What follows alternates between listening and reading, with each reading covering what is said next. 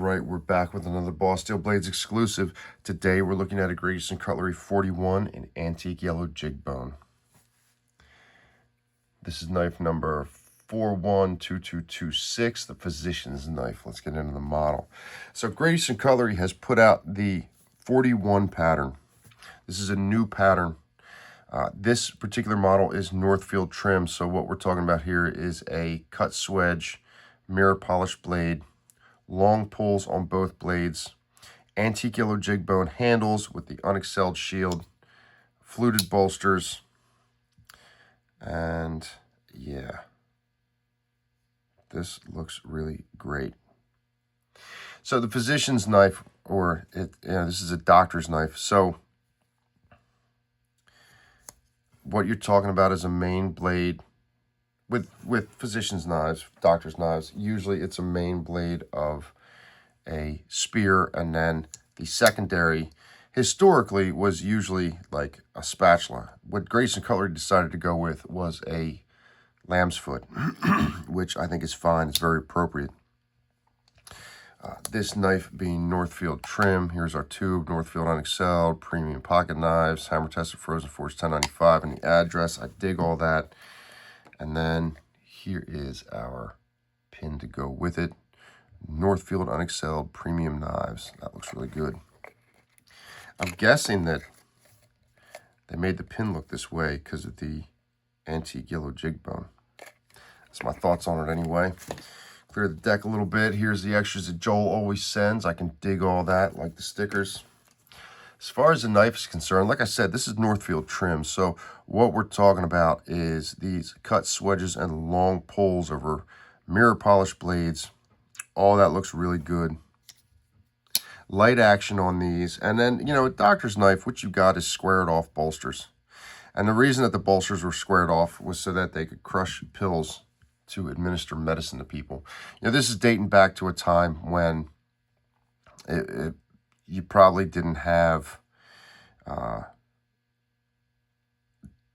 so many different doses of a medicine in pill form. So, you might have one dose size and the doctor has to break it up to lower the dose, and they would use the butt of the knife for that. They could also, and then apparently they would use the spatula that came with it for moving around the pills and all that, and the blade on the knife was as a secondary scalpel if they needed it. At least that's what I've read. But Great Cutlery deciding to go with a lamb's foot for the secondary on this makes all the sense in the world. It looks great. I think they did a good job with it.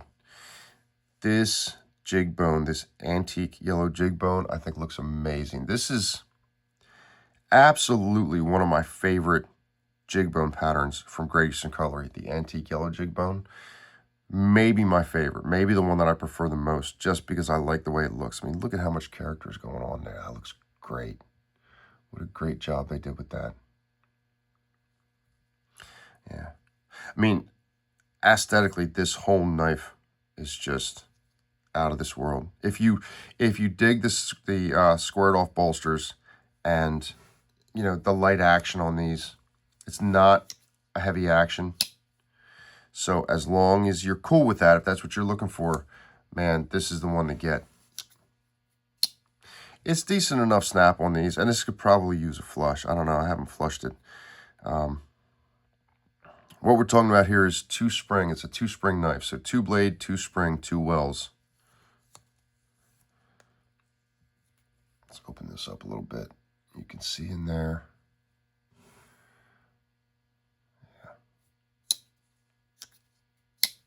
Everything looks really good on that. No gaps to be seen. Spring terminations.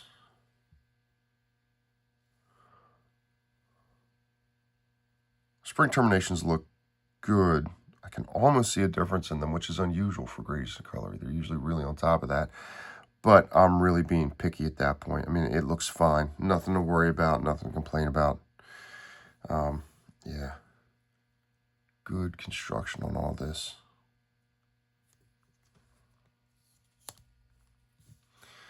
Size-wise, If we're throwing it up against a 15, 15 is a smaller knife. This does have this nice thin spear point blade here, even thinner than the 15.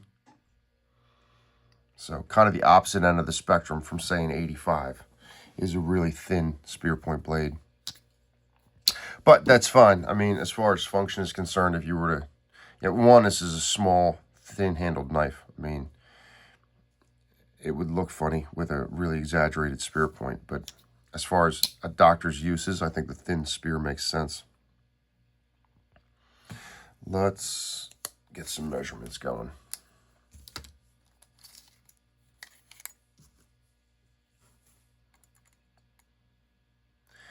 Just under 3-inch blade, just under 2 3/4 cutting.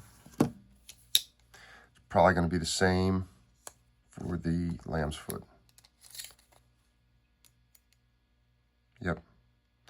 Yeah, just under 3 and just under 2 3/4.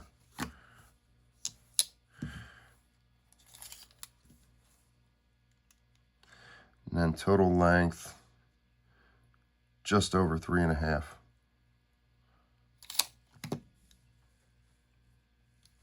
Good size to it, side to side though. I mean, it gives the knife a little bit of heft. If this was just a single bladed knife, there really wouldn't be much to it. But because it's 2 blades, 2 springs, it's got a little bit going on there. Not too much. Just, I mean, I don't know. I think it feels appropriate. Northfield Un-X-LD on the blade for our billboard, and then Northfield Un-X-LD for the tang stamp. GEC Titusville, PA on the other side. Carbon, and then 412226.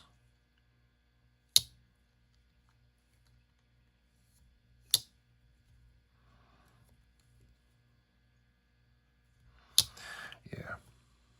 Grayson Color did a good job with these. I was waiting a long time for the doctor's knife to come out. I was really interested to see what it would be like, how Grayson Color would do it. Aesthetically, I'm not the biggest fan of the squared off bolsters, but they did do a good job with it. I mean, I've seen other examples of doctor's knives from other companies, and GEC does it with some finesse. Just the way that transitions down to the flat part of the butt, that all looks really good.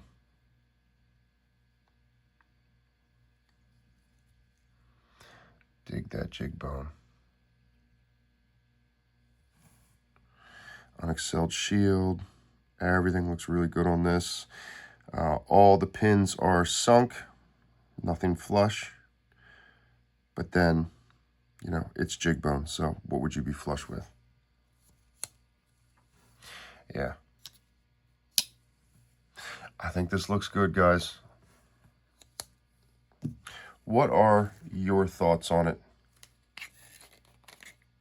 Did you see this coming out and it was one you wanted to get in on, or one you weren't going to jump on? What are your thoughts on the pattern? Are you aware of the history of it? Get down in the comments, guys. We want to hear from you. Get down in the comments. Let us know what you think. And we'll see you guys on the next video.